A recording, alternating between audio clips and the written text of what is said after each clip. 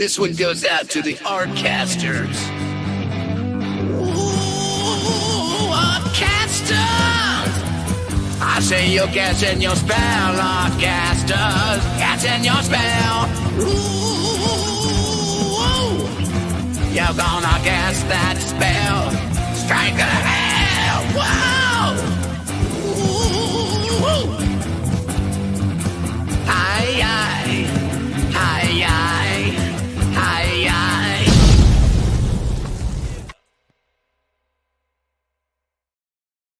All right, we are back. This is Artcasters number 480. That's 20 away from 500. Wow, I can't believe that. We're inching up there. So yeah, we have not one but two guests tonight. We're gonna get to. I think this is gonna be an awesome show. But before we get into introducing our guests, I'll just introduce myself. If you're not familiar, Scott Circlin. You can find my stuff at my website at circworks.com, where you will find my graphic novel, Young and the Dead. It's a kids versus zombie adventure story. Just think Goonies meets Night of the Living Dead. There's also a bunch of other stuff there. Also on this channel, there's tons of videos on how to make comics and sort of retro, kind of where I take like Gen X nostalgia and I reinvent it. That content is going to be moving to another channel. October is going to be a big month for me, so I'm going to be launching a new channel. Going to be switching the format of this particular channel back to pretty much just comics. So is it Scotttober then? Scotttober? Yeah. And I'm going to be launching a Kickstarter. So it's good. And this is all. And I kind of just decided all this. I've been working on it, but I just decided that October is the month it's going to happen. So stay tuned for all that. Josh, Amazing. What about you? I'm excited about Scotttober. Hashtag Scotttober out there. So I am surviving. I was telling these guys before, I've managed to, for people who follow this, I've managed to survive Labor Day and the start of Guitar Month, and not acquired a new guitar, which is good because I really shouldn't be buying guitars. So keep me accountable out there. But more importantly, read Jacob's Apartment or Two Stories if you're into kind of cool slice of life indie comics. Jacob's Apartment's kind of like if you took Eternal Sunshine for the Spotless Mind, put it in a blender with Ghost World, and you like that flavor, which is strange because it's kind of a book flavor. But still, if you like that, check out Jacob's Apartment. And then Two Stories, trying to destigmatize hard conversations about mental illness and that's and about faith, and that's called Two Stories. And then also, I can actually start announcing this. This is crazy, but a graphic novel that is I'm on crazy deadline with is listed. So you can now pre-order Not Death But Love: The Strange Supernatural Story of Elizabeth Barrett Browning. It's going to be a 260-page graphic novel that I'm currently swimming in pages of, and that is a really cool story about the famous poet Elizabeth Barrett Browning and her delving into the world of spiritualism and seances. And it's pretty cool historical fiction, which means drawing a lot of horses, crowd scenes, everyone's favorite, and opera houses, and having to be accurate to the historical era that the Brownings were in. So Victorian England, Victorian Italy, and it's full of a lot of mystery and intrigue. So check those out. And then, sorry, this is a long plug, but lastly, check out music. If you're working on comics, check out Joshua Kimball, the solo stuff I've made, as well as No Saboteurs. If you're into rock and roll and you like some nice new music for the background while you're working, just put it on any streaming platform. And yeah, it's fun stuff. So that's my wares. All right, so the first of our two guests is Fish Lee, Mr. Fish Comics. So, Fish, let everyone know where you are, what you got going on. I am Mr. Fish of Mr. Fish Comics, fastest pen in indie comics. I am wrapping up my 116th and 117th books in the last 6 years that I've worked on right now. One of those is Alice Lost in Wonderland, issue 3, which you can find at gomrfish.com. It's still on Kickstarter, still has late pledges open until I ship out the books, probably the very beginning of October. So late pledges are open. You can go check that out. It is essentially, what if Alice is a bounty hunter lost in this interdimensional rift of Wonderland, on the hunt for her adopted dad, the White Rabbit, trying to catch him and deliver him to his doom. Will she catch him? How's this all happen? It's all crazy and exciting. All the crazy characters from Public Domain are aliens in this interdimensional rift. They're all real beings lost in this rift. It's so cool. It's so exciting. I've been working on it for 30 years with my buddy T.S. Luther over here coming in now. You can find me Mr. Fish Comics everywhere. Online is my handle. Go Mr. Fish takes you to the new stuff. MrFishComics.com. You can pick up all my old books. So yeah, see you there. most of Amazing. those links are in the description.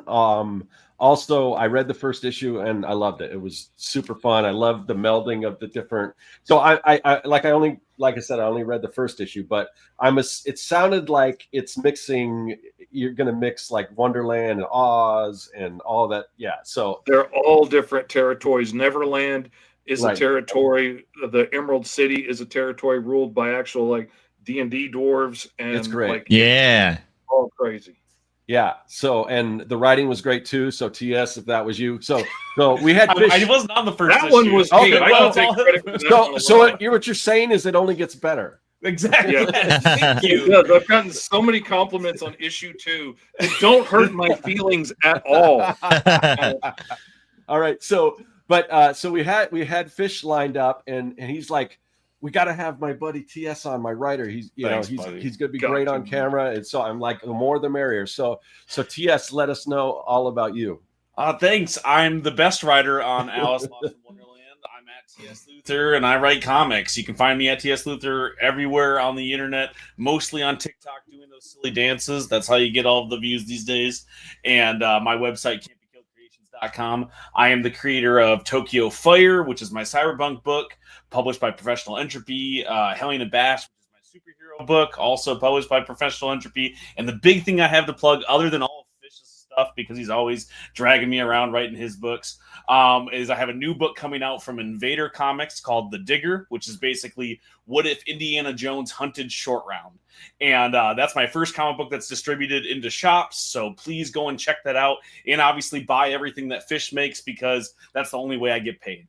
So yeah, that's all of my plugs, but please do Okay, that. awesome. And check out Alice issue 2, because that's where the writing really starts to step up. So Invader Comics, actually, we are really good friends with Keith Foster, who's one of the managing partners over there. So yeah, man. yeah. We just had a retreat where we went to his cabin. Yep. We all hung out and created and stuff. So Oh, Yeah, Goats and I were love- sacrificed. It was quite an ordeal. Oh man, I didn't even know. I should have been sucking up a lot harder. I didn't know that you were friends with the bosses. But yeah, Keith is awesome, and I don't know if you guys listen to his podcast, the Making Comics podcast with Scott Loss. Yeah, they're good friends of ours. We kind of cross-pollinate between their podcasts and what we're doing here with the Artcasters. But I love the stuff that they're doing in Invader. Just whoever their designer is. I mean, so good. those books look phenomenal. So Yeah. so you definitely that's awesome. They're so awesome. I found them because they did Joshua Rubin's book Darla, and I fell in love. And then they asked for pitches online, and all my friends hit me up. They're like, you should pitch them all the finished books that you sit on and don't share with anybody. So I pitched them, and they're the only ones who took a chance on me. Other than Fish, who wrote me my first comic book paycheck. So I love all those dudes over there. Mike Perkins is the guy that I've been working with a lot over there, and they're all we've heard a lot incredible. about Mike from Keith and everything. So I love it. so Yeah. awesome. So cool. All right. So I mean, we're just connecting all over the place. The and- comics world is like 1 degree of separation, which is why one of my first pieces of advice for any like new cartoonists is like, be nice about other cartoonists at conventions, because you never know if you're like, man, have you read this comic? It sucks. And you're like, dude, my best friend made that. So yeah. Just throwing that out there. You never know. It's such a small world. But I love that about the community, because it's like, there you go. We got 1 degree of separation already. Right. Yeah, I've never Yeah. landed a job being mean to somebody. Oh, yeah. Like Yeah. talking smack has never gotten me hired, But Oh, yeah. all of the people that you're nice to and make friends with and Yeah. remember your name because you're kind, Mhm. that gets me all of the jobs. I'm a terrible writer, actually. I mean, it's mostly because I'm friends with Fish that I land these gigs, and it's fine. Like, you can do it as long as you're nice to people. And Yep. that's the best advice you Being can. the kind of guy people want to work with goes a long way. Right. Oh yeah. Throwing people under the bus never works, because like Oh yeah. And I remember, like, as a kid, like, it was so embarrassing. Like, when we first saw this black and white newsprint comic with these Ninja Turtles in it, long before the cartoon or anything came out, Uh-huh. and me and my buddy just got our minds blown. And now there's a new comic book company that we could pitch to that isn't going to tell us we're kids and we suck like Marvel and DC did. And so, like, we wrote a letter to them saying, like, how much better we are than the two crappy guys you have drawing this book, and you need to hire us to draw it. And, or You're like hire us to do Eastman our and Liard. They got knockoff nothing. samurai dogs, not realizing that we're writing the letter to the two dudes that are writing. That's hilarious. That's amazing. Well, Every time I see Eastman walk by at a con, I want to stop him and ask him about it, but I'm like, nah, he's busy, man. Dude, I have a soft spot for those guys because back in the day, the Zarek got me into comics, like, because I got the Zarek, and it's like that was Peter Liard doing like pre-Kickstarter funding comics, which is really cool. So I always feel like a indebtedness to those dudes, you know? Yeah. 1,000%. They paved the way for any indies. Like when people go, you know, like I don't know about indie comics, and I always just name drop like, well, TMT, that's where they started. Ashcan copies. Yeah. They're walking them into stores. We're exactly the same. If you like TMNT, go and buy my book. You know, it feeds my children. Yeah, they never buy it, but it is a good, talk. Yeah, I just got an opportunity to do some Ninja Turtle work plus Spawn and Cerebus. So I'm sorry, Scott. It's Spawn. It's Spawn. Not Thank you. No, but this publisher reached out to me, and he publishes like these deluxe versions of Dave Sims' catalog, which include those are beautiful books too. Spawn, which include the crossover with Spawn and TMNT. So it was cool. I got to kind of work on all those characters recently. And there's a video up on my I've been channel. hanging in the wrong circles. Okay. No, I was just gonna say, you're the person. It sounds like you're the person to know.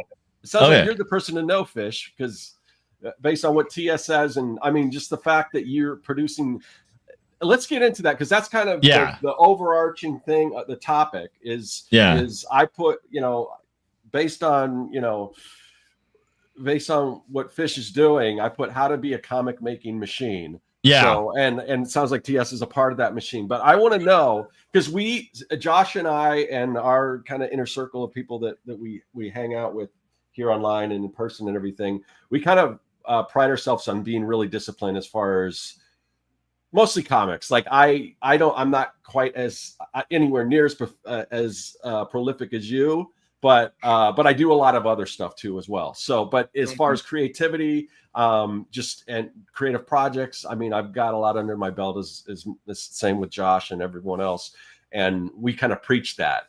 But when you mention, the fastest what's the actual fastest pen? I did not name myself that. Right. No. Well, that's good. That's good. But still, and then I'm like, okay, let's see. And then I'm looking and I'm like, okay, wow. You're like, this isn't it doesn't even sound possible to create that many or work on that many comic book projects in a span of 6 years, you said, especially, and we can get into this a little later, if you want, but especially battling some other things, while doing comics. So, Unfortunately, that's part of my secret answer is you need to have a jacked up nervous system, because if your brain and your nervous system doesn't work quite right, like sometimes it makes walking and seeing hard, but man, I can work really, really freaking fast, and I can get lost in hyperfocus for like up to 16 hours sometimes, and not realize time's passing and just be knocking out work, which goes a long way to getting stuff done. It does not go a long way to doing other things like you were talking about, like say editing videos to post to YouTube or TikTok and things like that. Makes it really hard to remember to get all that other stuff up or email everybody or keep up with updates, but lets me get a lot of work done. Yeah. Well, I always say, because I've got ADHD, I was diagnosed when I was super young, which I don't even think that was as big of a thing getting diagnosed way back then, but I always say that it's kind of like my superpower, it definitely has, its drawbacks, but when it comes to creativity, I think it is like my superpower. Yeah. I think a lot of cartoonists are on a spectrum of sorts for sure. Cause it's like, I definitely have like pretty heavy tinges of autism. And so like the obsessive, being able to kind of just like obsess about anything that I'm really interested in is really helpful when it comes to comics. Cause it's like, yeah, I'll spend years working on something like, and a lot of people are like, I'm not working on a project for more than a month, you know? And for me, I'm like, no, that's too short. Like, let's just live it forever, you know? But yeah, I think, oh, and that also reminds me of another really fast cartoonist we've had on, Richard Fairgray. He had like sight issues. Yeah. And that guy is a monster. Like I mean, he one every month. Dude, he puts out like a new graphic novel every 2 months, and he attributes his drawing fast because like he was determined to learn how to draw despite his like sight impediment, and like because of that, he like can outdraw like anybody. He's got like the speed of just like it's insane. So yeah, I do think that's like a pretty common thread in cartooning. Anyhow, sorry, that's really interesting. Oh yeah, I mean, you got to kind of be on your own spectrum to end up as a cartoonist anyway. Yeah, like, that's a whole separate like masochism kind of spectrum to be willing to work so hard on something that gets a little bored sometimes. But like, I mean, between the autism and the neurological disorders and the ADHD and all this stuff, like, it's really easy to get lost in hyperfocus and just really go down the rabbit hole and just be working, focusing, and get lots of stuff done. It also can be a grind sometimes to keep myself focused and not be distracted by a million, like, ooh, who just messaged me? And you know, look over there, and then next thing, 2 hours is gone. Yeah, it's tough. When I've done other kinds of art, I always had to be fast, or I would worry about losing interest. Like I could not work on a painting for like 4 days and come back to it every day. I can't do it. If I can't get that painting done in a couple of hours, I can't. I'm bored. I'm done. I'm gone, which helped speed me up. But something about comics, I can keep grinding on a comic, you know, for weeks. And it's always a new image. It's always a new panel. It's always a new page. There's always something new to do. It's always interesting. Oh, here's another white page. I could start all over again and do whatever I want. And it's so exciting, and it keeps that part of my brain going, but also like flowing the dopamine because I'm doing something that I love and I'm doing something that I'm good at, that I've built a skill set over the last like 45 years of practice. Yeah. And, you know, it clicks all the boxes in my brain doing comics that none of the other jobs in graphics ever quite clicked quite as well. You know, like I might be able to draw really cool images doing t-shirt design or designing logos for signs or something, or, you know, whatever other job I was doing, or I might be able to paint really big, cool, dramatic images on murals, but it doesn't activate like the storyteller part of my brain. And like the director part of my brain. That's like, what's the coolest angle we can turn this camera? And like, you know, what's the coolest dramatic lighting we could put on this scene to really make these characters pop? And getting to use all that part of my brain too, just that's a joy. Like I could go back to doing logos and I could make per hour what I make per day now. Oh, easy. But yeah. I love this job so much. And at the end of the day, like I send a client pages and they're like, oh my God, this is so awesome. This is so much cool. I didn't even think it was going to be this awesome. And that's amazing. Rather than sending a logo to somebody and be like, oh man, that's great. Oh, I showed it to my neighbor and they said, you know, my nephew who draws sometimes thinks you should change this to Comic Sans, you know, like that would be a really good revision, like that kind of thing. Yeah. And then they're never happy with it because it's been created by committee and they let everybody say what they liked originally, and then they're not happy and I'm not happy. And like I had to double my prices just to cover the amount of time I spent explaining to them how the process works. Yes. Yeah. After this point, when we agree that this is final and I make the final artwork, and then you come back and want it all changed. Yeah. Because your sister's cousin's brother's dog said something. Yep. That's going to cost extra money. And then they come back and want it all changed. And like, why is it going to cost extra money? I spent 2 days teaching you how it's going to work beforehand.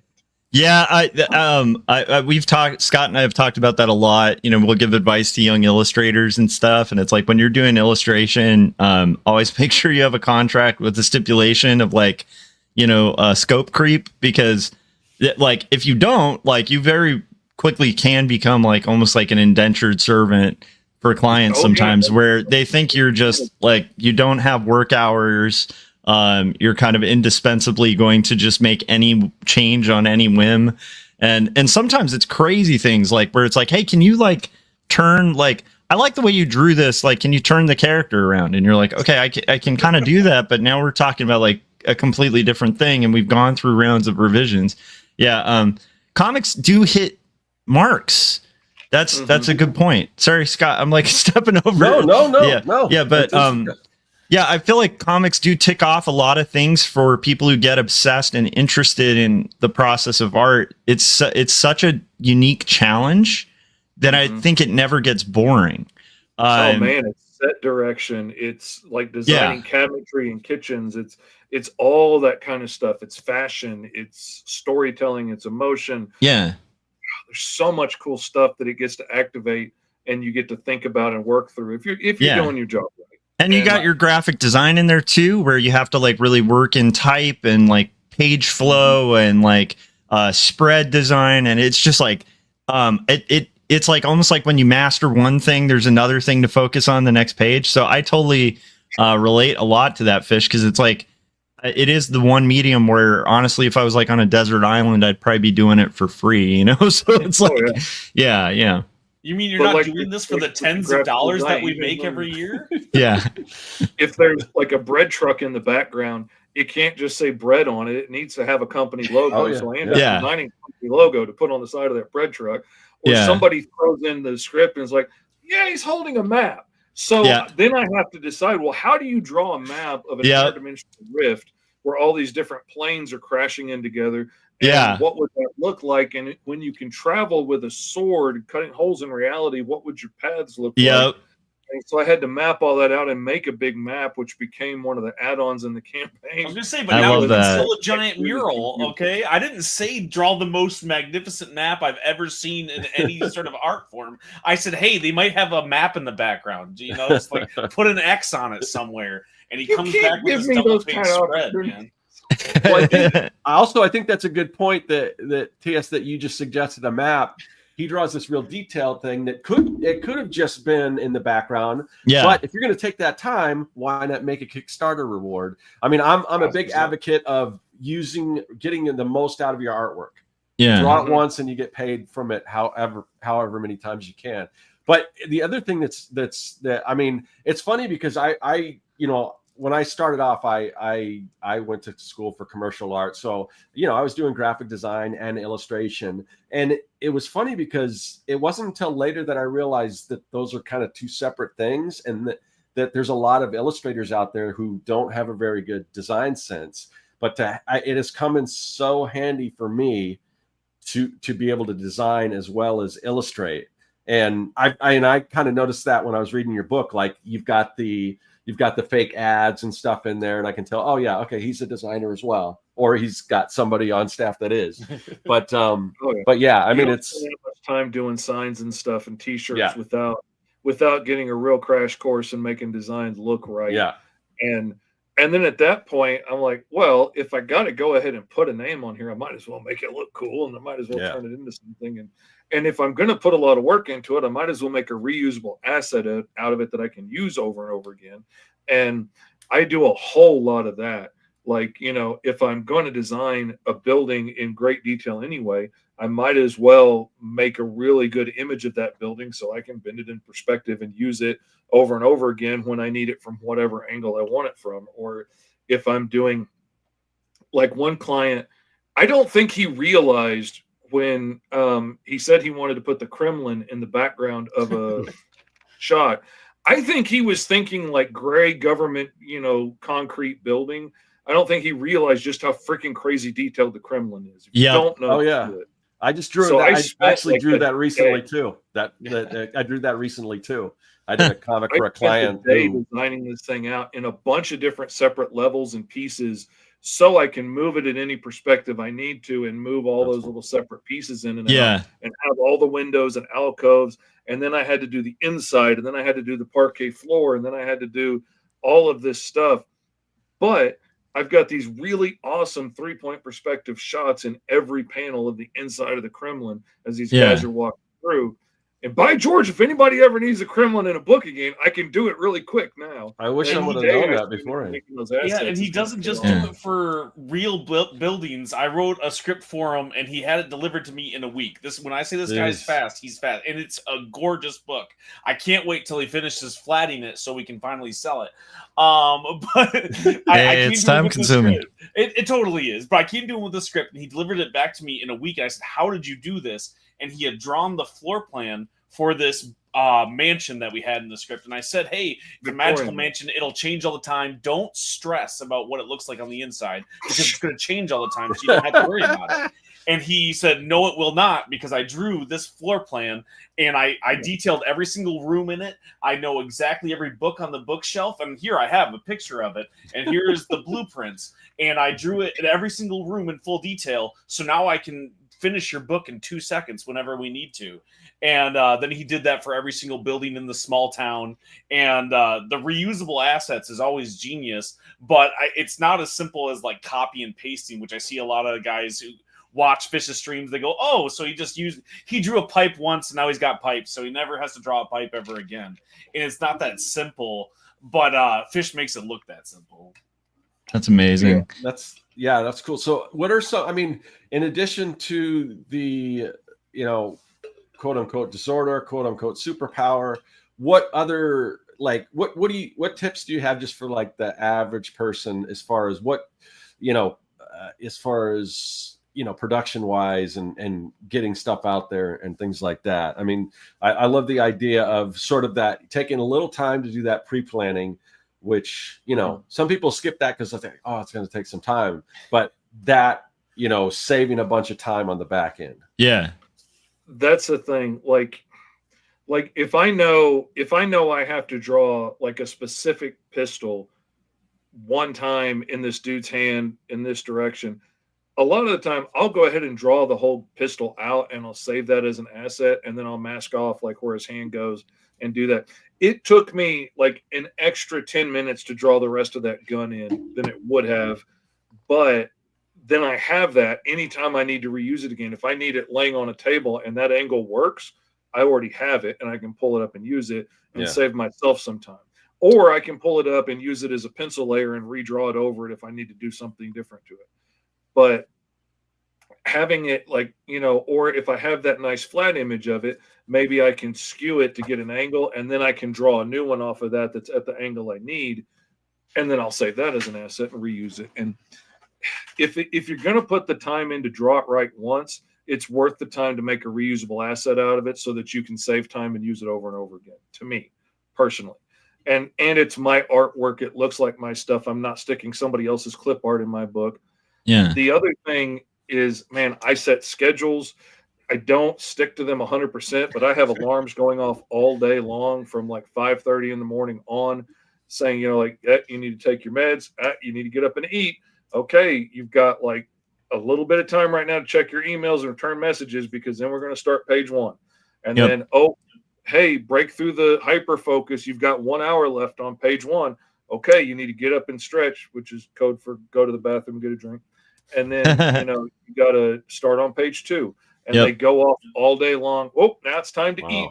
And that helps me stay focused and keep going and know how much time is going by, because it's easy for me to get lost. Like, I used to hate doing perspective. Now I get lost in all the little details because it's like this mathematical zen, and it makes some parts of my brain tingle. And I'll realize I'm putting all kinds of detail into a picture frame way in the background that nobody's going to see, and it gets covered by a dialogue balloon. And, I just spent an hour wasted on that nobody's ever going to see. So the reminders to keep going help me stay focused and be like, oh, whoa, I got to speed up. I got to get this done. Yeah. I love Clip that. Studio? Do you use Clip Studio?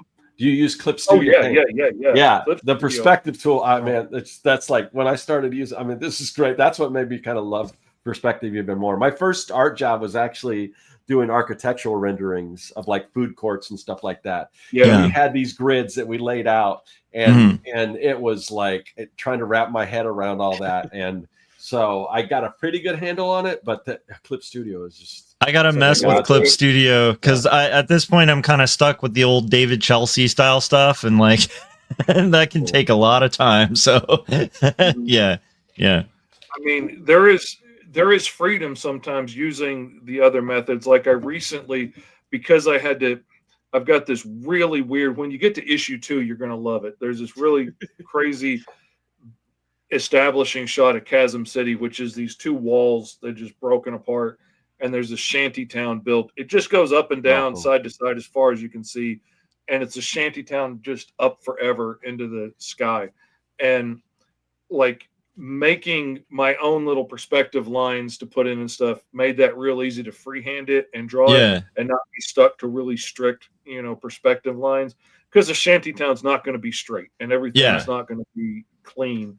And that was really nice to have that freedom. But, man, I freaking love those tools so much. Everything about it works well. It makes my coloring go so much faster. Yeah. Like the inking brushes look so good with it too.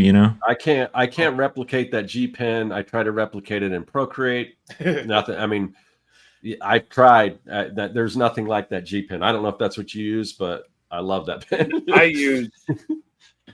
I really like using one that I made myself, just because it's rough and scratchy and looks more like almost like a brush on rough paper. And nice. But I still get angular lines and stuff like you would with a pen. And I love it. But I really like messing with the settings on the brushes, making my own custom brushes, messing with the settings for the pen in Clip Studio, messing with the settings for my actual pen itself, so that I can get the most out of it that I need. Like, I used to do everything with a brush, and I really loved it. And I got really good at it. And then I got too shaky to be able to have an open bottle of ink around me anymore. So I had to completely relearn how to ink with pens so that I wouldn't make a mess, and had to completely teach myself over again. And then I got too shaky to be able to do that. And then after like 15 years stuck in a wheelchair, unable to walk, talk, and see most of the time, I got stable enough to where I could start doing a little work again. But I used a laptop, and Sketchbook was the program at the time. And it had this leash tool for the pen that would let me stretch out a line about that far. And I had to make big movements on this end of it to make little movements on the brush. And that really helped me when my hand was like this, to get the like curve on a scalp that I needed or something. And I never thought of that with like the kind of auto smoothing that brushes do. Like that's a huge advantage if you have like a shake. Like it kind of helps avoid like the adaptation that like Schultz had to do, right? Where Charlie Brown, like you look at the 50s, that man had just the smoothest control over an ink line I've seen a lot of cartoonists have. And then the later work, everybody associates him with his later kind of wobbly work, not realizing that was literally a handshake. Like he had to do that to hit his deadlines. He's like, all right, well now Charlie Brown's wobbly, So I love that. I never thought about the auto smoothing kind of compensating for that. That's cool. Yeah, anytime I ever if I've done a video in the past where I'm kind of comparing traditional versus digital, a lot of times in the comments I got people saying, I couldn't do this without digital. Digital allows me to draw in a way that I couldn't anymore traditionally. If I had to go back to working traditionally, I would be lucky if I had like 3 hours a day I could ink, maybe every day. And now working digitally, I can work a lot of times 16 hours a day because, my hand can be a little shaky. I've always got that slider visible on my tool over there in the toolbar, so I can adjust the stability if I need to to most of the time I don't need it super high because most of my lines don't have to be that smooth. But if I'm doing the fender on a 57 Chevy, or if I'm doing the top of my bald head, that needs to be smooth. And so I'll up it to help me get that line smooth and not be as wobbly. I love that. I also like what you were talking about like kind of saving specific assets that you're going to reuse a lot. It kind of sounds like you're almost using the method. Like I was an art director for like 10 years, and in-house when you're running a graphic design thing, right? You're always building these asset libraries out of everything. So everything you're making in-house has to be, reusable assets. So if you're going to redraw, like, you have a client who, like, we did a lot of souvenir stuff. So it's like, if I was drawing Washington, D.C. once, like a building, we'd have that building and you'd see it on like, 80 products that we did, and it enabled graphic designers to make like really quality work in like 2 hours per design, and so I love the idea of incorporating that, especially for client work in comics. It reminds me of like Ralph, who we've had on, Scott. Remember Ralph? He does like illustration, or not illustration, storyboarding, and he has a similar system because it's really fast turnarounds. And so like he'll even have like assets of like all these different poses that he's pre-drawn and different cars from different angles. So he's like, oh, you need a Honda Civic? I've got a Civic from every angle you can think of already, So I love the idea of building, like, for me with my own work, I'm less efficient with that kind of thing for my personal work with comics and stuff. But I love the idea of doing that, because if you're going to be doing 100, how many comics have you done in 2 years? 106 years, right? 117 and 6. So oh, and 6. Okay, that makes me feel slightly better. I think I worked on like 20 or 22 last year. Wow. So are you working, because you had mentioned, doing client work and stuff like that. So what's kind of the split between your own personal projects and the stuff you do for clients? And does the client work sort of support your own, your own independent work? Because I'm always trying to, come up with ways to fund the production of an indie comic before you can go to Kickstarter, I always laugh when people are like, well, you got it easy because, your artist works for free. And I was like, no, my artist is expensive. Man, he's he eats every day. He's got to pay a mortgage on this big old house to keep everybody out of the rain. Man, he's expensive, dude. If I could find somebody cheaper, I would. But he's the only one I got. Yeah. But like what I do most of the time is I will take on like a client book, and I will scrimp and save as much as I can out of that paycheck and try and get like 2 months out of that paycheck if I can, if it works, and get their book done, hopefully in less than that month. But like this time around, a bunch of family stuff came up and I got slowed down by just life and having to go do stuff. And then the next month I've got free to just work on my stuff, but the bills are still paid. And then I can get that ready to send to a Kickstarter, which hopefully will have enough left over to pay the bills for a month so that I can do another one and then bring in another client book that'll cover me for a while. And in between there, sometimes, you've got pinups and covers and things like that, and stuff that'll help stretch and pay the bills for a little while. But yeah, I mean, it's all about plotting it out and what are you willing to do? Because like when I was just doing client work for the beginning, like just people kept hitting me up for jobs. So I kept taking them. And then pretty soon I worked up a deal, which worked really well for me, may not work well for everybody else, but I've developed a really good group of clients. And I worked up a deal where I offer a substantial discount for people that are willing to prepay in full for the book up front. Yeah, and, that's good. A lot of people aren't comfortable doing that because they've been ripped off by artists from the other side of the globe. I totally get it. If you're not comfortable, I have a price for that. We can do a page at a time, but I have to work a whole lot slower doing that. Yep. If we're only doing one page today, and I have to wait for you to get off of work to come home and check it and give me the approval before I can move on from the pencils. Yep. And then I'm spending the day looking for other work to keep me busy because I can't pay the bills that way. But if you're comfortable paying up front, I can knock out work all day long, and I can just burn through the pencils, and you can check them at your leisure. Yeah, and then that's great. By the time I get to the end of the book, I can go back and at least some of those pencil pages are approved by then, and I can Yeah. start inking them and send them to my flatter. And then by the time everything comes back around, I can color them and knock it out, and we can be done. That's brilliant. Yeah. I see how some people would be hesitant, but I would, at least if I was approaching you, I wouldn't be that hesitant because I can see the amount of work you've done, knowing how fast you are, because I think that's part of it. Like, is this person going to be to deliver on time if I pay them up front? Oh yeah. And you have such a track record. Yeah. I will give you the list of every Yeah. client I've ever worked for. Yeah. You can talk Right. to them all. Even Yeah. the one crazy guy that I had to give his money back, and then he went nuts and tried to flame me all over the internet and ended up bringing me like 60 new jobs because of it. Yeah.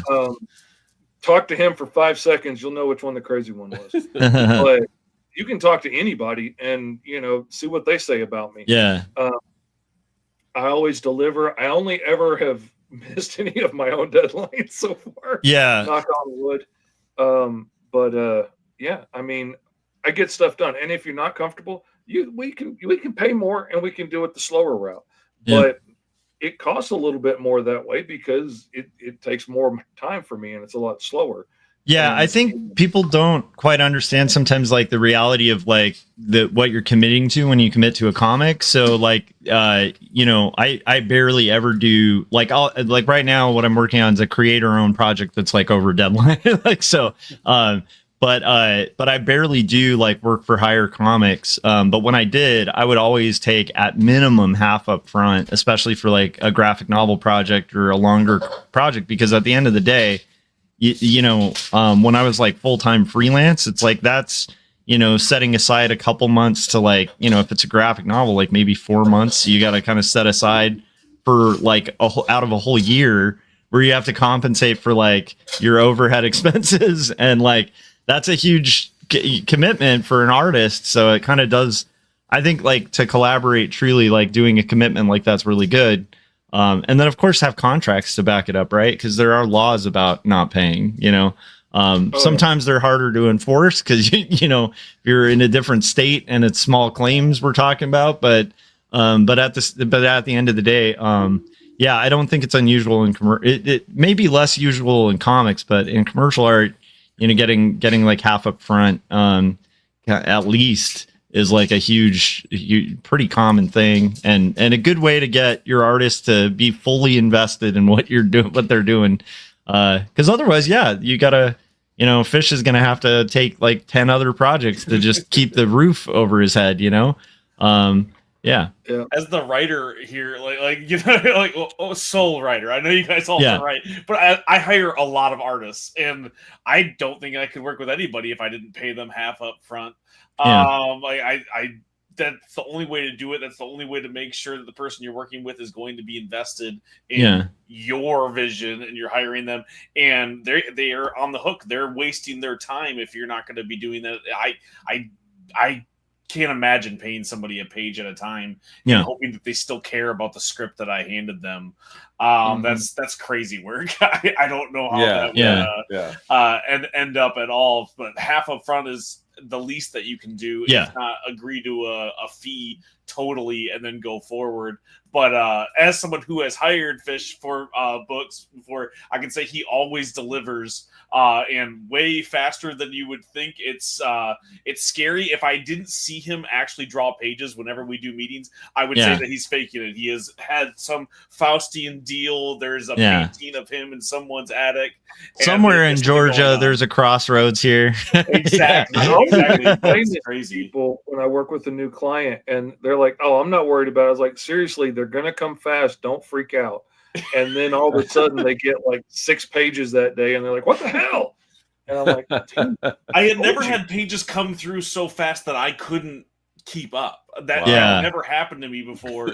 I write very large scripts and I hand them off to a lot of different teams, and I had never once had one be done before I was ready to hand them more pages. That's wild. It's an awesome problem to have, but it was crazy. But that's what happens when you've been doing this for as long as Fish has. That's amazing. Prolifically, Yeah. Well, let's talk a little more about collaboration between you guys. And so So Fish, you wrote the first issue of Alice Lost in Wonderland, and was it just a matter of, because you've got so much stuff going on, that you felt like I need some help with this, and you reached out to TS, or has he hired you before and just you enjoyed the collaboration, or how does that all?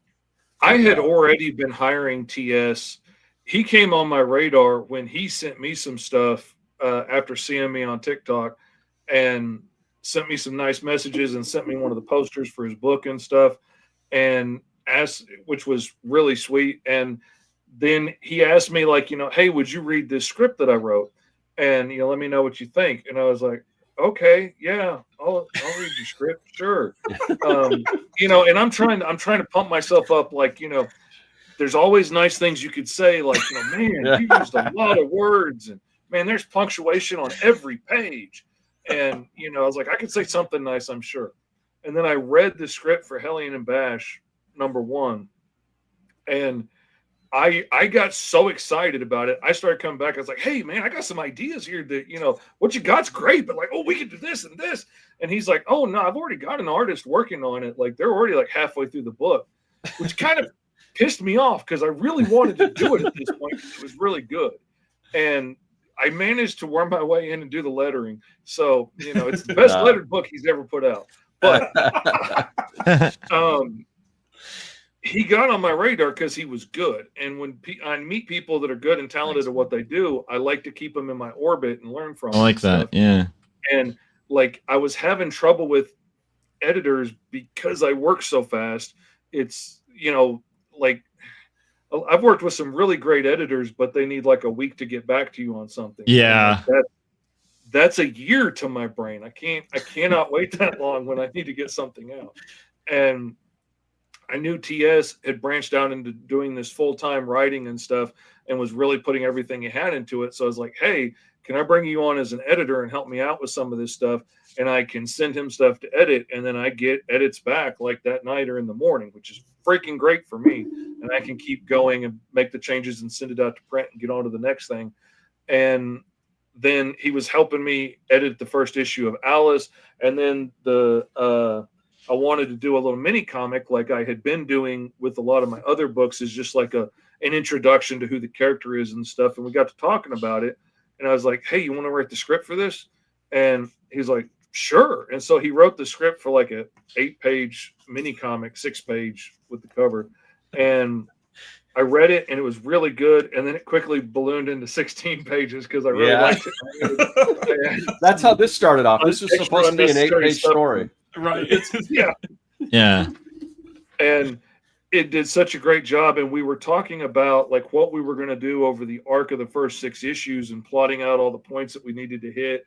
And it's a story that I've been working on for 30 years in my brain. Yeah. And it's trying to figure out like, what of this magnum opus, this giant epic storytelling, like which parts are we going to tell? How much are we going to fit in? How big is this arc going to be? He really helped me hone this down into a manageable chunk that's understandable and would be fun for the audience to go along with, and really hone it into something beautiful. And as we were getting ready to work on the next thing, I was pretty busy with other projects, and I was like, hey, you want to take a crack at writing a script for this? And he's like, are you sure? And I was like, man, I'm not that precious with it. I mean, yeah, it's my sandbox. I've only got 8 other books that I'm working on. I don't care if you play with them. Have fun. And the script he came back with was really great, and brought in like an emotional beat to it that I wouldn't have shown that emotional vulnerability for several issues yet in Alice. And it was really poignant, and it was beautiful. And like, these side characters go on this side quest for no reason, and like out of nowhere, and it's beautiful. It's one of the most exciting points in the story. And then just go. I don't want to ruin it. You need to go buy the books, MrFishComics.com. But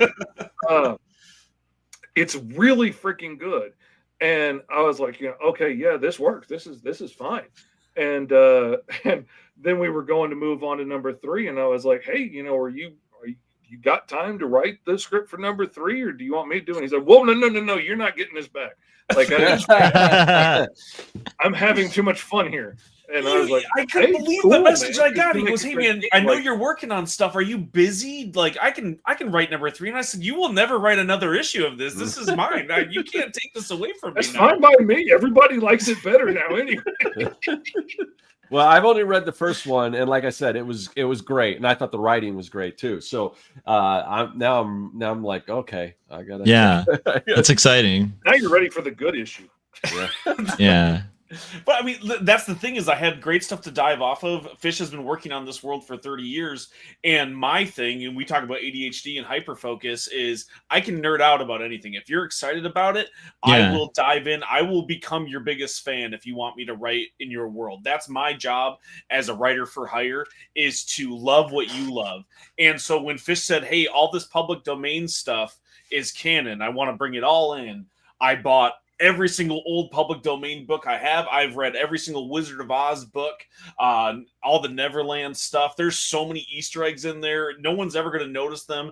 No one's going to care. But there's so much lore that I put in there from public domain stuff because Fish cared about it, and he brought in all these awesome ideas. So when I say, hey, there's a captain of a vessel that is mentioned once in Wizard of Oz spinoff book, he goes, yes, that's perfect. I have a giant fish monster that fits that exact description that I came up with when me and my kids are playing D&D in 2009. So all right. and he draws it in there, and it's the most gorgeous thing. So we work well together, and because we're willing to play ball in improv, I know when I send Fish a script that's 22 pages, I'm going to get a 40-page script back. And if you can play with that and you're open to each other's ideas, when he has a character that is Deadpool and I say, hey, but what if we let Deadpool cry sometimes? And he's totally down for that, then you can play ball and you can have an awesome book. And we both bring something really cool to it. Fish's cool stuff is way cooler because he knows how to draw, and I just know where to, put the commas, but it's still a really fun collaboration. And when someone lets you play with their toys, and they're not just toys, they're like antique toys because Fish is old and he's been working on this for a really long time. And he goes, don't worry, you can't break them. I go, I definitely can break them, and I want to try really. You're really like, you want to see?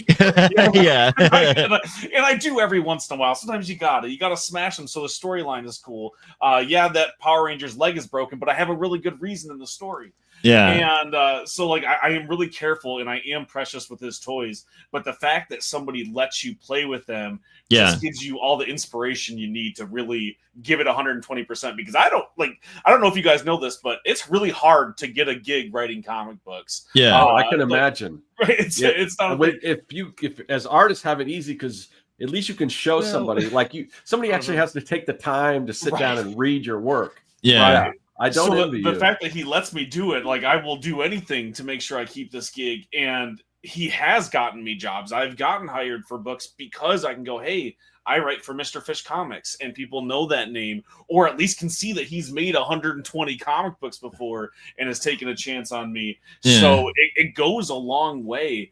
And the fact that all I had to do was send him one script one time, it meant the world to me that he was willing to read it and let alone hire me. So, it's just all about taking chances. And I got really lucky that, Fish did not do a background check. So, you mentioned like two things that I think are really important with collaborations. It makes me think so I do music, and I'll do stuff with the band and then solo stuff. And the band that I work with, we've been playing music together forever. And it's funny because we've known each other since we were teenagers, right? And so we have this vibe when we're tracking stuff where we can play and kind of end each other as we're building this collaboration together. And usually we make better music together than we do apart because of that, because we'll push in directions that's like, I wouldn't have ever done this alone, right? I think that's the ultimate collaborative environment, is you got to be comfortable with kind of ending each other. As cliche and kind of LA as that can sound, don't worry, we're not trying to get you to go to our improv show, but it's like, I'm saying I think in a collaboration with comics, I think that that's where you're going to get the best out of your writer and the best out of your artist. Because at the end of the day, nobody's doing comics for the millions. Maybe if they're fortunate, but generally people are doing comics for the sheer love of it.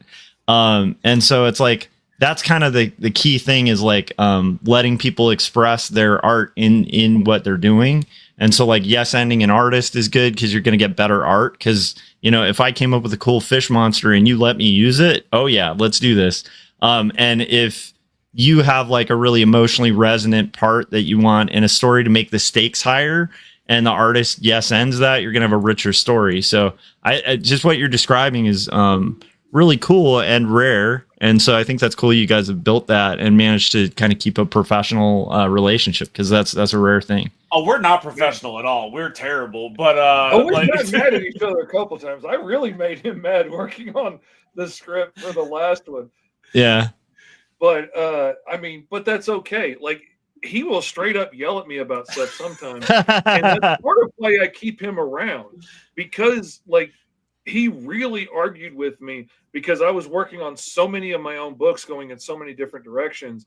And Yeah. I 100% thought they were all different lanes on the same highway headed towards the same general direction. And he argued with me for weeks trying to get through to my head that they were all separate highways going in completely different directions, and none of them were headed to the same cities, and that I needed to pick a very specific location I was headed to. And, Ooh, I like that. It's good editorial advice. Really hard for me to get through my head, but once I got it and we started doing it, and he was like, well, what story do you really want to be working on? Because I was putting out Green Zone, Life in the Blocks. I was putting out The Mighty Caw, The Cro-Magnon. I just started this anthology book, Fish Tales, that I really enjoyed doing. And he's like, well, which one of those, if you just could tell one for the rest of your life, what would it be? And I was like, well, honestly, it's the Alice Lost in Wonderland story in Fish Tales is the one that I want to be telling. That's the whole reason I got into doing comics in the first place, was to lay a groundwork to be able to tell that story. And, I love it. And he was like, well, why aren't you doing that? And I was like, Yep. I don't know. I'm stupid. I mean, I'm doing a bunch of other stuff.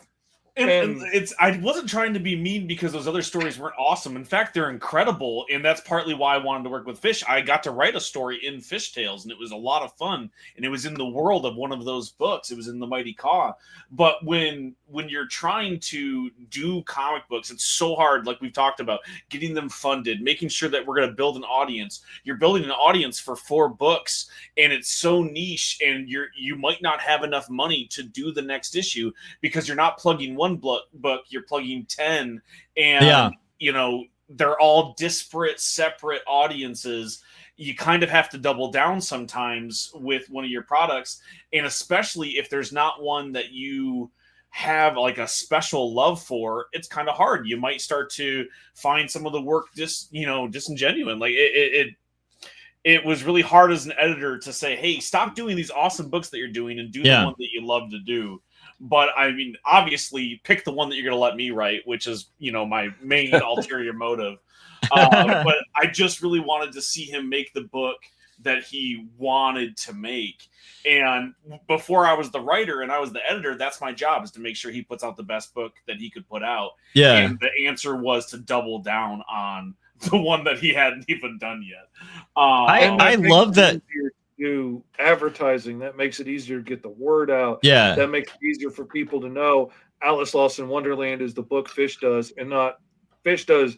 Fish does like 50 books. I know, like one of them had, I don't know, Dorothy or something in it. I can't remember, but like it's too hard to remember that way. But and people, frankly, people don't have a whole lot of room for indie comics files in their brain anyway. Yeah. So like, make one thing that sticks out that people can remember.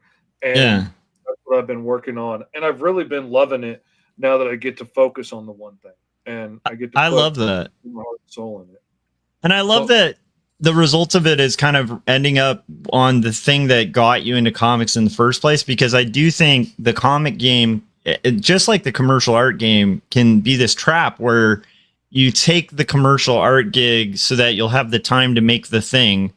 And then the thing gets pushed off. Like Scott and I are big advocates of like, don't push the thing off. Like, just start it now, because that magic window. It's kind of like having kids. You're never going to be in a perfect scenario to have a kid. So if you're going to have a kid, there's a point where you just kind of have to be like, all right, we're going to try this thing, you know?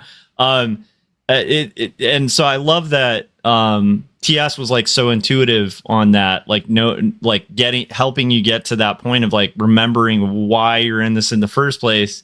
Because at the end of the day, like, yeah, that's what you should be doing with comics again. Because what other reason to do comics than to make the comic that made you do comics? You know, like to a certain extent, Josh. Because I'm also an advocate of, and tell me, Fish, if this is kind of the story, because you've done so much stuff, but this first love of yours is just sort of, in the grand scheme of things, a recent thing. So I mean, because there's a lot of people that they've got their big idea and they want to do that like right away. When I'm sort of the advocate of just ease into that, start with your 8-page mini comic, and it can be part of that larger story. Yeah, but don't try to tackle that huge project. Now, Josh kind of differs on that. I'm a wild one where I feel like don't become J.R.R. Tolkien, where you're building the Silmarillion, unless you're J.R.R. Tolkien. Like, I mean, I'm not saying everybody, but I tend to think like the best thing. Everybody think they are though. Yeah, that's the problem, and nobody's going to tell you. Nobody's going to tell you that you're not to your face, which is why I keep TS around, because I love that. That's literally you are no Tolkien Fish. But no, wrong, people tell me no, and most people won't. Yeah, and, like I don't want a client that's afraid to tell me you didn't get this right and just walk away and not hire me again. I want to give you what you asked for. I want it to be right. Yeah. So if it's a no, tell me no so I can fix it. And he'll do that.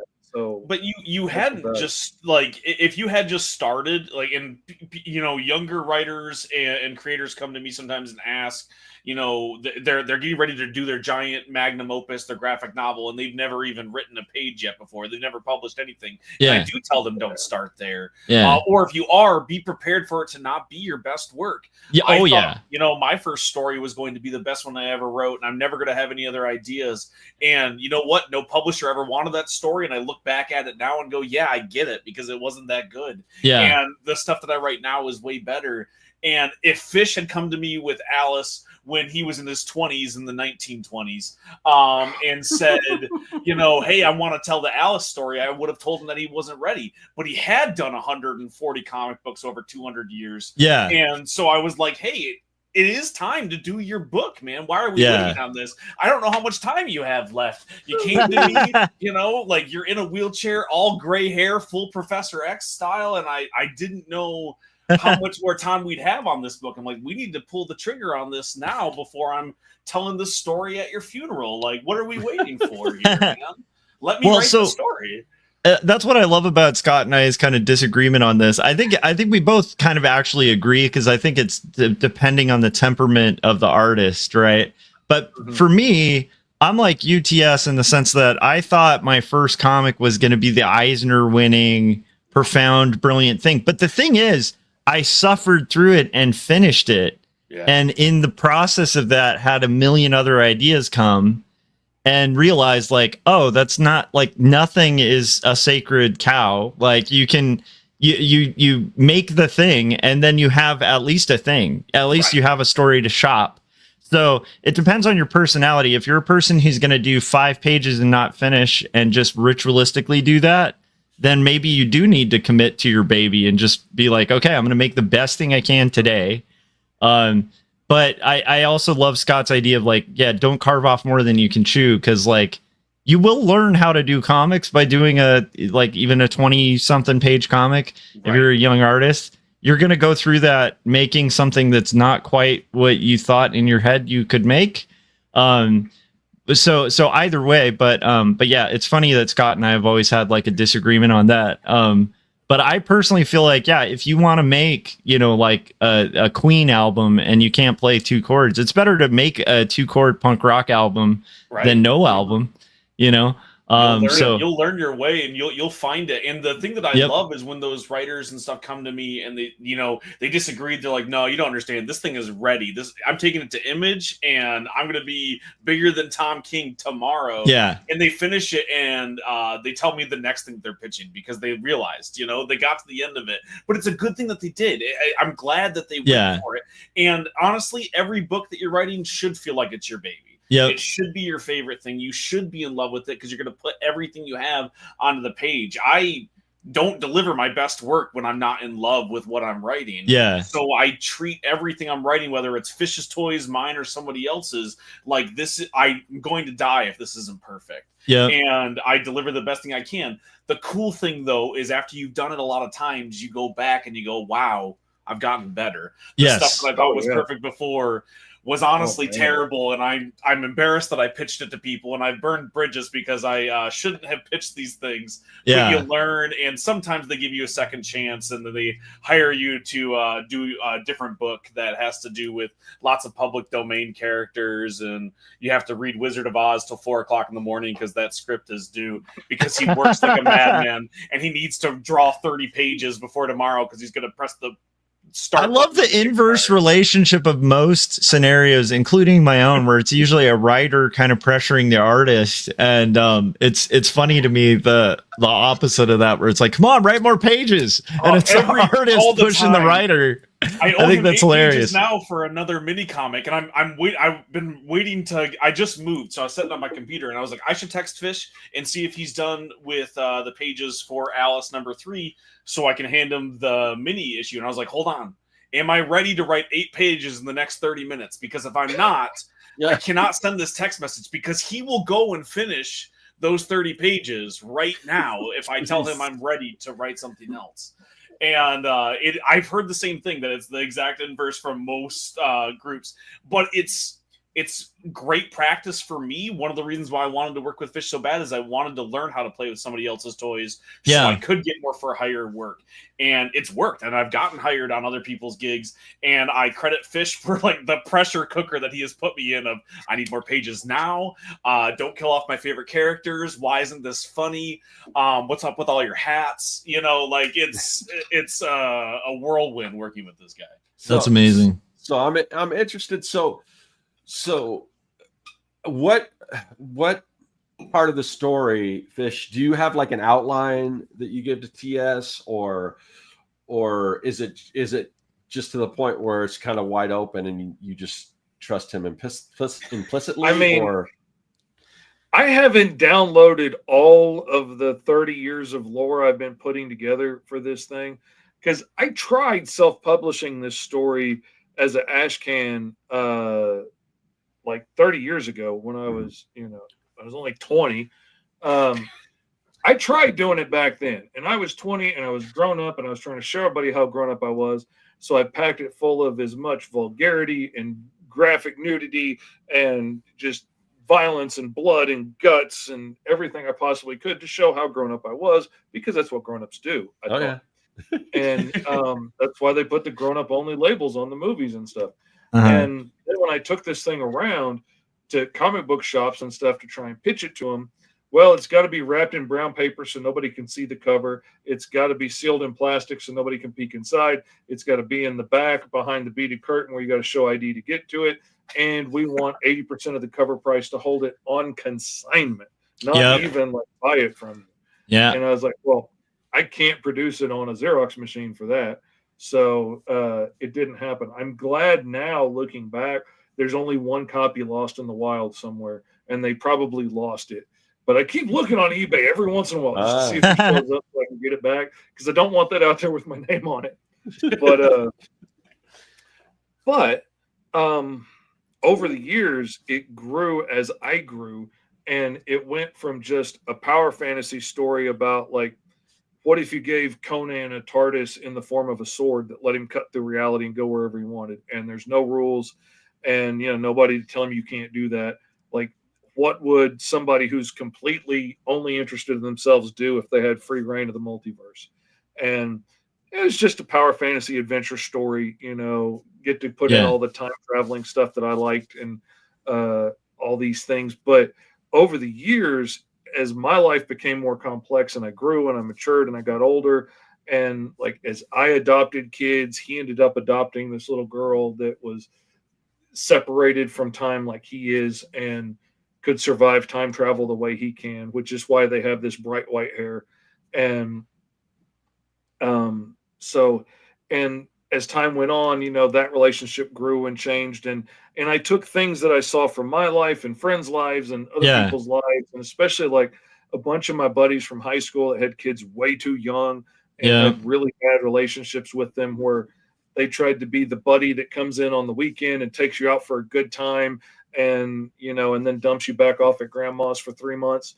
And so that stuff starts to get incorporated, and then she becomes his biggest villain and hates him when she grows up, and all of this stuff that made my life so complex and interesting got put into the story and made it so much richer. Yeah. And then I was talking with somebody, like, they were just asking me, like, well, where do you get ideas from?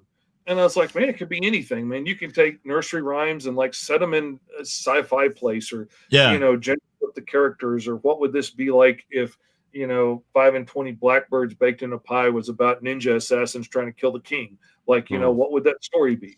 And I just randomly threw out, what if Alice was a wandering Ronin warrior in like an interdimensional rift of Wonderland? And I could not get that idea out of my brain. And then as I was trying to decide what the next of the many books I was working on, because it was such a great idea before I met TS, what the next book was going to be, I was debating between this Alice idea and my time-traveling barbarian idea that I've been working on forever, that was my baby. And I realized, he's got a daughter. And if I just, as much as I love that character, if I cut her out and I put Alice in her place, maybe she's a little bit older when he finds her. But if I turn the story and I tell it from Alice's point of view, I could just go ahead and jump to the end where she already kind of hates him. And the flashbacks could be when she loved him and they were young, and the father-daughter relationship. And we can get peeks of how they got to this place where she hates him now. And I can put in all that good drama stuff of how you can try so hard not to make the mistakes your parents made, and then make all new mistakes and still have your kids hate you. And, all of this great stuff. Yeah. And I get to all the juicy parts first without having to build up to it. And I get to put a sexy girl on the cover, which they say is not a bad thing. It hasn't particularly helped my sales yet, but hopefully your fans will like it. But it made the story so much more interesting. And then getting to see how Alice goes from being this, cute, proper little Victorian era girl to being this, wild, feral bounty hunter that she is now, and like how she gets from one place to the other, and how she goes from loving Rabbit so much when he saves her life as a kid to, wanting to kill him now. Like, how did we get here? Why does the Queen of Hearts have, a bounty out for Alice and Big Ten's head, and she's going to kill them on sight if they show up? All this stuff's got to get figured out. How does she have a broken half of her dad's sword? Why is it broken? Why does she have it? How did we get to this? Why can the sword cut through reality in the first place? All of these cool things that, I'm so excited to get to dive into the. Yeah, I was asking all those questions too, and myself. That's beautiful. When reading it. So correct me if I'm wrong, but you're pretty much focusing on Alice right now. That's the main thing. Because of your speed and everything. I mean, you're an indie artist, but how many, like, in the next year, I know you said there's some stuff that came up that kind of slowed you down a little bit, but how many issues are you planning on putting out? Well, I guess considering you're probably still going to be doing like client work and stuff too, but how many issues of Alice are you thinking of putting out in a year? Because you could, at what you're talking about with your speed, you could almost, it seems like you could put out as many as a publisher like a Marvel or DC, which is almost like a monthly or something. Yeah. Oh yes, the comments. I absolutely am friends with Lori Calcaterra, another person that I met and realized how brilliant she was, and absolutely pulled her into my orbit and won't let her go because she's brilliant. And I started picking her brains on the puzzles and things that she adds to her books, and added all kinds of complex puzzles that TS just loved and thought it was amazing extra layer to have to add to everything. You've heard how well Fish stays on track, right? Make sure he answers every question that you ask immediately and tells you exactly the information that you're looking for. You throw puzzles in there, and Lori has become my biggest enemy as I try to keep all of this intact. But to answer the question, I make have little secrets hidden on them that you can find when you paint them, and get little hints of what's to come because, of Lori. Oh, I love it. How many issues of this book are we making, Fish? Answer the darn questions. This book could literally go on for the rest of my life. So at least a year or two, if Lord willing and the creek don't rise. We're able to put them out, I would say once or twice a quarter at least. We did 3 the only this year, bottleneck probably 4 is by the end. Kickstarter, really. Just the time it takes to build one, set it up and run it. Yeah. And get it fulfilled is the real thing that's slowing me down. I ran my Patreon as a subscription service for a while and put out a book every month for like almost 2 years. But for whatever reason, people would much rather go over to Kickstarter and pay $60 than to go over there and pay $15 a month. And yeah, there's no problem with that. So you brought up Kickstarter. So real quick aside, and this is kind of self-serving, but so I'm going to be running a Kickstarter. I just wrapped one up a couple months ago, and I was kind of the opinion that maybe I don't want to do another Kickstarter right away, even though I fulfilled and it's all, everyone's got their rewards and everything. But I was kind of like, is that too much? But then I started to think, well, I ran this Kickstarter pretty much a month later. Everyone got their stuff. I mean, and then I'm like, why am I worried about running another Kickstarter, which will be something different. Even it's not even a comic book project, so it's probably gonna, be for a different audience. Ooh, exciting! I think I'm gonna have to pick your brain on that, Scott. I'll show you but I have a suspicion. Yeah, I'll show you after we close out. I hope it's what I think it is. I think we'll see. If it's what I think it is, I think it'll do really well on Kickstarter, and that's a smart idea. So okay. But anyway, so Fish, you've run a number of Kickstarters. Have you experienced any issues? I mean, any not issues comic wise, but just issues with people like, oh, I just back one. I wish I could, but or is it just? I mean, every once in a while, there's 1 or 2 guys that are like, man, I wish I could, but I just had to put new tires on the car.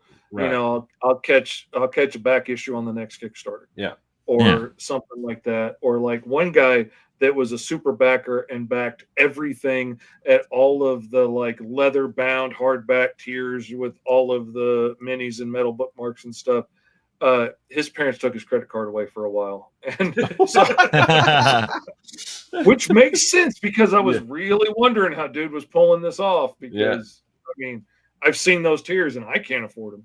But usually they're looking for him to do it faster. Like when you have a fan of the indie books, that's like they wish that we could produce it at the speed at which they buy mainstream comics.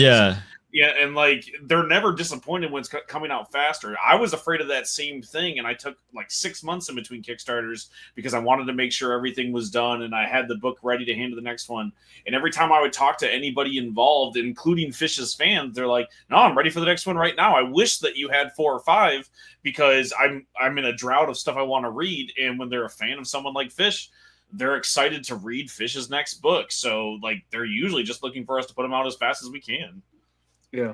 And I would be happy to. It's just, like I said, the bottleneck really is Kickstarter. And people are more comfortable backing the books over there than they are pretty much anywhere else. Yeah. Well, got that install base. They consistently come back over there and don't necessarily go to my website or someplace else to pick them up. Yeah, that makes sense. And I assume you already thought of this, but to me, the solution is, so you run a Kickstarter for 2 issues at a time. If you can produce, or 3 or whatever, if you can produce that stuff that fast. Yeah. I've done it before. And one time I messed up and I changed so many things on this campaign. It's hard to tell what screwed that campaign up. So the number one tip, if you take away from all of this that you've watched this for, don't change too much on a Kickstarter at one time. Change 1 or 2 things so you can tell what shoots you in the foot if something goes wrong. Right. But I had like 3 separate books on there, which was one of them was the first issue of the Fish Tales anthology. There was like, adult bloody Caw the Barbarian, the Cro-Magnon. There was the kids T-Man and Hyper Strike book. There was too big a variety, too much difference on there. It was too confusing. I've done 2 issues of the same book before on a Kickstarter, and that one did okay. Didn't do better than the single issue did before it. So I kind of took that as a lesson that the single issue just performed better Yeah. for whatever reason. I'm not against it. If I wasn't doing all of this just between me and the help I can squeeze out of TS to go look at my Kickstarter and stuff, if I had somebody else on board that was good at setting up Kickstarters and doing that stuff, I would be happy to go to doing one every month and just keep kicking books out. Yeah. But having to do it myself and having to go on podcasts and be, hey, it's your Uncle Fish, come check it out. Yeah. Fish.com. Like if I wasn't having to do all that stuff and I could just sit down and make books, I could knock out 2 books a month probably. Yeah. But That's you know, I can't do that and pitch and make TikTok videos and do YouTube and live stream and everything else that I need to do to get the word out so that people can know that I'm here and know that I'm making books. So volume 2, we just do a graphic novel is what I'm hearing, right? Like I'm seriously thinking like after we do this arc, just doing graphic novels. If we can build the audience up to the point by the end of this 6-issue arc to where we can have enough people come in at one time to get it. Yeah. You just got to tell me ahead of time because I cannot deliver 150 pages of script tomorrow. You know what I mean? Like you gotta give me at least a week, so you have it done. Right. There you go. Yeah, I love it. I think that's definitely a consideration too for a lot of people. Is like a lot of cartoonists could knock out, like, I mean, not to the level of Fish is, but if it's your full-time gig, you know, pages can happen fast, books can happen fast, but you know, the reality of like a mortgage or like whatever you got to kind of maintain to live is like kind of the thing that also is like the counter that you've got with like the Kickstarters and stuff like that. So it's like, that's got to be a fine juggle. I think that's the big struggle, right? But I do think, Scott, your scenario sounds slightly more feasible because you're also producing a different product this time. Right, so right. I think that could have drawbacks that it could not, right? Maybe the people who back your other Kickstarters, but we'll talk about it. But I think there's a potential there because if you're presenting a bunch of different products, like say, you know, one is, I don't want to say yet. Anyhow, but if it's what I think it is, I think you'd probably pull a different audience. So you might actually be able to expand what you raise. Weirdly, I have no idea. We'll find out. I'm kind of curious. I am too. It's kind of uncharted territory, but we're getting close to our 90 minutes. But real quick, I have another question. So we know you fund your comics through Kickstarter. You sell stuff online. You sell your books online. Do you also do shows and things, or what other methods do you use to get your books out once you've got them printed and everything? Yeah, I used to do a whole lot of cons. I used to do like 10, 11 a year at least. No. But my wife asked me to really take a hard look at it and pull back because like going to a con and making my money back on the table and the travel and all that stuff was one thing. But being disabled, like a lot of times we might take 2 days to drive out someplace and we might take 2 days to drive back just to make it easier on my nervous system. And when you add that in and you add like a day of recuperating after and a day of packing before, all of a sudden that's like a week of missing work instead of like 2 or 3 days. Yeah, I get it. Making enough money to cover that weekend is one thing. Making enough to cover a week off of work is a whole different thing. Yeah, I got to the point where, sorry, go ahead. Oh, no. But then you add in like the last 2 cons I did last year just tanked. And one of them, they moved locations and parking was $30. So nobody came. The other one, I drove all the way out to Maryland for a show, which was an amazing show. Small Press Expo was a lot of fun. SGX, that's the one show I haven't done yet that every cartoonist swears by. So the thing is, they call it Small Press Expo, and it's not. It is a zine expo. Yeah. If you do zines, that's what it is. It's amazing. Yeah. I love zines. 100% recommend it. I don't recommend driving across the country and paying a whole lot of money for a big table out there and, you know, for doing American style full color comics because nobody wants that. They want like slice of life zines. They want see, that's that would be like that would be a Yeah, that's a destination for like the type of books I do, because I do a lot of slice of life or like reality. That's probably why I've heard about it so often. It's like that and like Toronto. Like those are like the two big ones that indie kids are talking about. But like if you're doing indie superhero stuff, I don't know how well it would like push there, you know, And personally. See, like, and my stuff's not so much like superheroes like capes, but it's fantasy. Like, yeah. When you're selling like mutant cops, or you're selling a giant bird barbarian covered in blood. Although that sounds cool as hell to me. Yeah. No, that makes sense. Yeah. Yeah, I was finding that I kind of got to the point where recently, unless it's like a 1-day show or if they're paying for my table, then because I was, I don't have, the kind of, disability or whatever that, but even it's still a factor. And I found I was like prepping for the con, like setting up my table in my living room, making sure it all looks good, like a week in advance. And I'm like, just like you said, yeah, I'm making my money back and then some for the time I'm there, but am I factoring all this prep time going on before it? So yeah. So it's good that kind of echoes. So it makes me feel a little bit better about the numbers. Got to make sense in the end. Yeah. And like, if you're going to like network and make friends and stuff, that's great. I never seem to get the opportunity to do that because I'm always at my table slinging books and pitching and selling. So I never get a chance to really get up and walk around and talk to anybody. And then I get back from the con and I see pictures of everybody going out to eat. I was like, where the hell was I? Yeah. Pizza in the hotel room, man. Come on. You could have hit a fish up. That's all I'm saying. Ask me out to dinner. I'm a fat man. I like to eat. But so I'm only doing a couple this year, and most of them are ones that I was like invited to, and tables comped. Like I'm going to 5 Star Comic Con in Middletown, Ohio, the weekend of September 13th, and I'm getting to catch up with a whole bunch of my buddies from Freestyle Comics and stuff up there in Ohio, and I'm really looking forward to that one. Got lots of friends up there, and so that's going to be a lot of fun. But I'm keeping it tight because I'm trying to pay off the credit card for the cons that went bad last year. Yeah. And when you're trying to stretch that artist paycheck, it takes a while to pay that stuff down. Oh yeah. No, I agree with that too. And one of the other things is like when you are making comics, it's like, man, this is all consuming. So it's like if I'm at a con, like I can't con till this book is done. Like I can't push old books. Like I have to get this done, and then maybe I'll do some cons. So I definitely relate to that too. I've had to pull back a lot on conventions because there's just no way. Like I need to be making pages, not out there.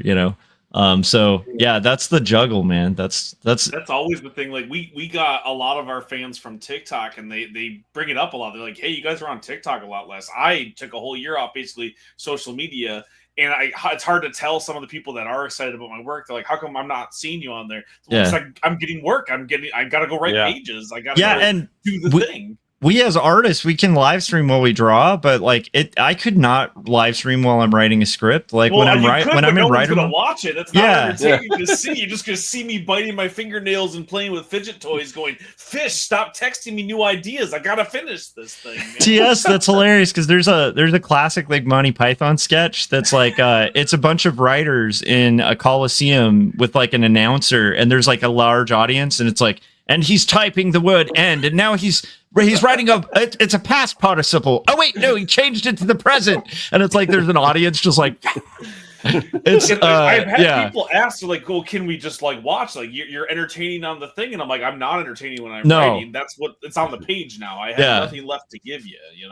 I tried to live stream.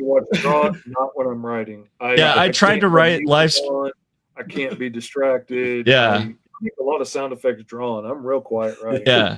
I tried to live stream once while I was writing, and what ended up happening was I'd write what I was saying to this chat, and then I'm like, I can't do this. I just can't do it. Like, because like you'd be like mid-sentence, and then you're writing what you're telling the chat. It's like my brain cannot split that way. If anybody live streams effectively and writes, let me know your trick, because I don't get that. Right.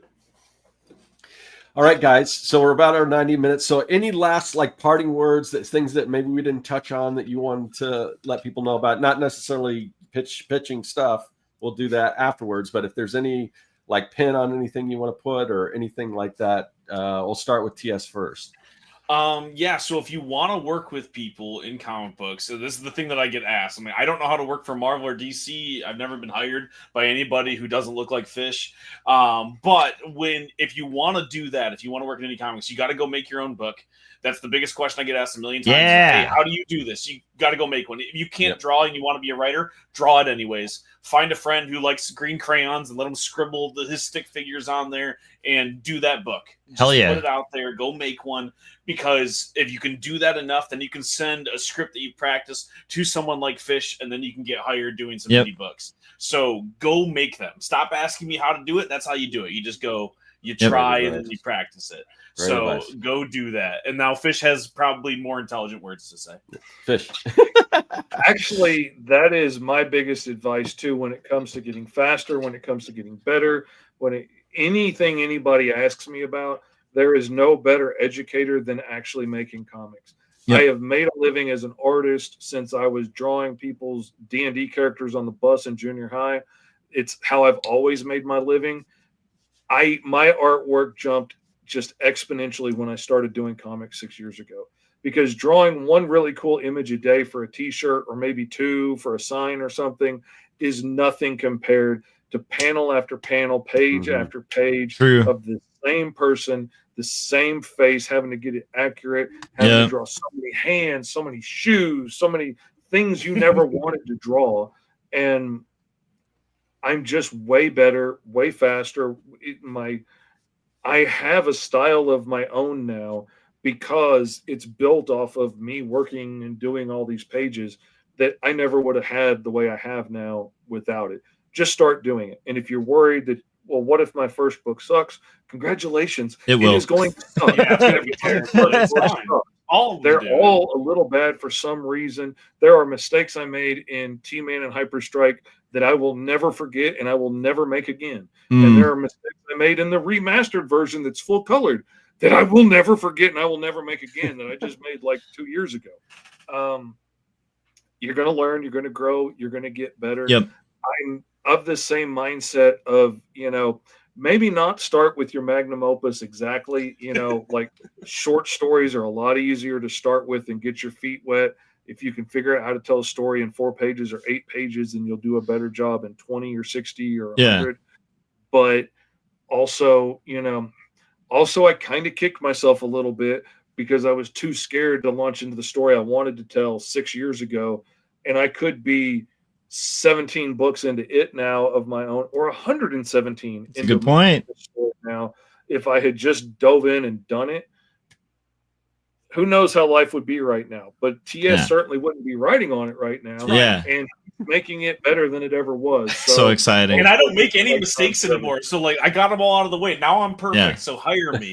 Yeah. I love that. No more mistakes. I got them all out of the way on Fish's books. So I'm great. Everything TS writes, first draft. Perfect. Right. That's right. Every single time. No second drafts. That's how good TS is. Yeah.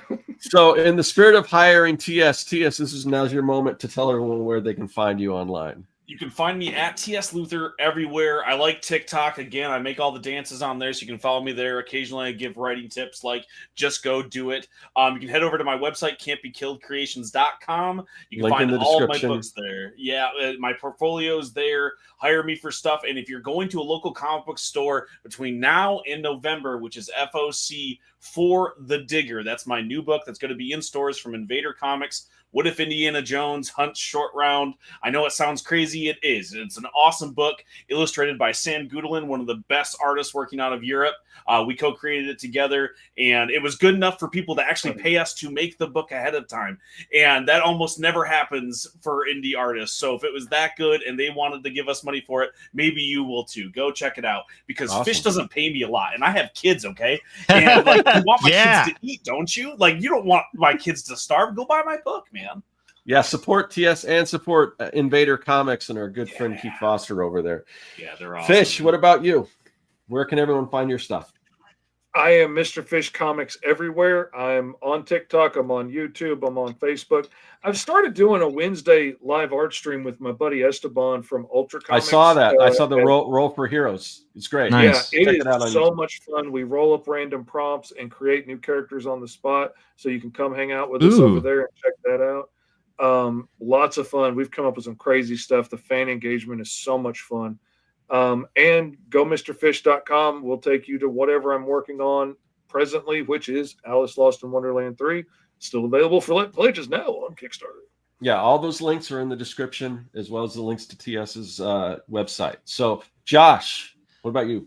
Well, first off, I want to say TS and Fish. It's really awesome having you guys on, and you're inspiring. And I also like the vulnerability where we talked about a little bit of unusualness about a lot of cartoonists. I think it's always good to have open conversations about that, because that's really cool too. For those out there who are working on comics and feeling like I'm a little weird. Is this normal? No, it's totally normal in comics to be a little weird. That's why we do comics. I can't wait to see more of the work, because I even perused it and stuff, and I'm like, wow, Fish. Like so there's a perfect transition just to mention to people in our Dylan gave it to us in the comments, so I'm gonna pull it up. Next week, guys, on Artcasters. Yeah. He said it seems like David Hartman and Fish Lee are some of the fastest creators. What a surprise, because guess who's on our show next week? David Hartman. So we're joined by the other fastest, I would say the only guy who might challenge Fish for that title, who literally did a page during an art cast that from zero to finish full color. I hate him, but he's brilliant and he's amazing and he's a great guest. He'll be on our stream next week, so stay tuned for that, guys. It'll be on Thursday of next week, and we're going to be introducing a new format, like a new look that Scott's been working hard behind the scenes. Fingers crossed. It could be a disaster, and that might be entertaining because we're switching from StreamYard at that point just to OBS Direct. So, because StreamYard's trying to rip off creators, and we don't like the paying $400 for it. Oh no, the feed went out. I don't know what happened.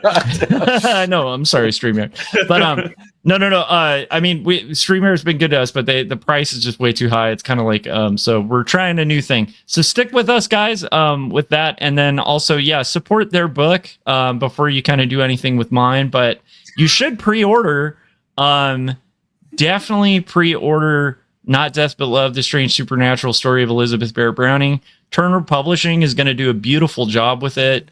There's hardcover options. These are like legit like publications, and it's always surreal to, I know Fish and TS know this feeling.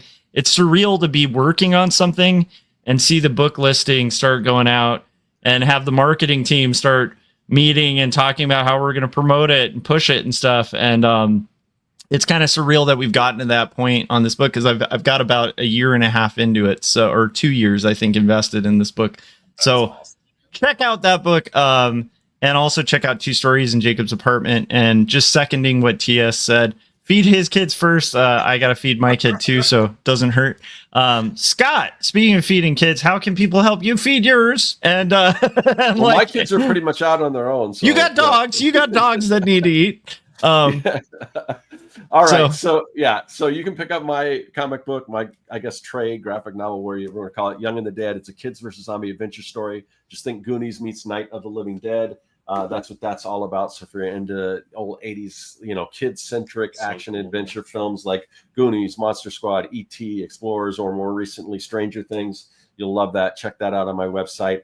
And my website has links to everything else, my YouTube channel, which you're on right now. So check this stuff out. Other stuff on the YouTube channel. And like I said, big news coming in the next month leading up to October, which is going to be a big month. Josh is going to get a preview, and these guys too, if they stick around, of what I've been working on, which will be a Kickstarter and all that. Now you'll start. It won't be too long before I'll let everyone else know about it. I can't wait. All right. So thanks again to the chat. Thank you to everyone commenting. If we didn't get your comment, we apologize. We tried to. And anyone watching after the fact, after this recording goes up on YouTube. And we got to have you guys back on again, because I feel like, if it wasn't like what is it, like 3 a.m. where you guys are or something. No, but yeah, and definitely want to keep in touch, because as I get back into doing more comic centric stuff on this channel, I definitely want to connect with as many indie artists as possible and kind of connect some of these disparate communities and kind of bring them all together and how funny that you guys you guys are connected to Lori and to Keith, which is hilarious, because like we're pretty tight with them too. So I love how these communities kind of, again, the comics community, that's half the fun. So much cross-pollination. Right. Okay, we will see everyone next week on Josh's channel. Hopefully it'll go all right with our new streaming. Oh, if it doesn't, or if it switched days, how do people keep track of it?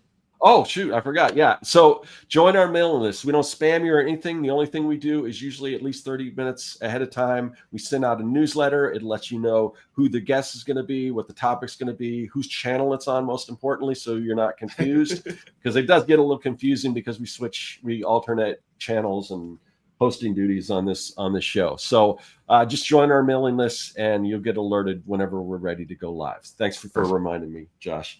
All right, we'll see everyone next week. Bye.